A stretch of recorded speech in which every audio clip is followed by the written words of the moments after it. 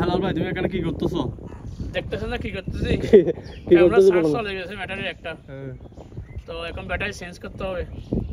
এখন কি battery change করতেছো যে? হ্যাঁ, কত কষ্ট। এখন রাখবো কোথায় ভাই এটা?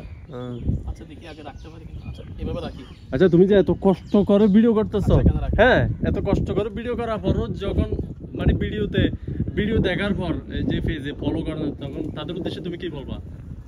তাদের উদ্দেশ্যে কিছু বলার নেই, তবে এতটুকু বলবো, তারা ওই যে বলে না দেখতে দেখতে দেখতে এক সময় গিয়ে দেখবেন তাদেরকে ফলো করতে না বললেও ইনশাআল্লাহ ফলো করে দিবে। ফলো করে দিবে ইনশাআল্লাহ। তো আর এত যে কষ্ট করতেছি এদেরকে আল্লাহ তাআলার সৃষ্টিগুলো দেখাচ্ছি, তো ওদের বিবেকের দিকে আমি ছেড়ে দিলাম।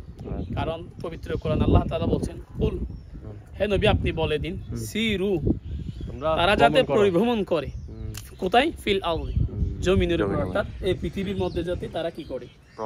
ভ্রমণ করে, এক স্থান থেকে অন্য স্থানে গিয়ে আমার সৃষ্টিগুলো দেখে যাতে আমার প্রশংসা করে, যাতে আমাকে বিশ্বাস করে। বিশেষ করে নাস্তিকরা যে বিশ্বাস করে না, ওই রকম জায়গাগুলো আমি আর বেলাল হোসেন নিজুম ভাই অনেক চেষ্টা করি।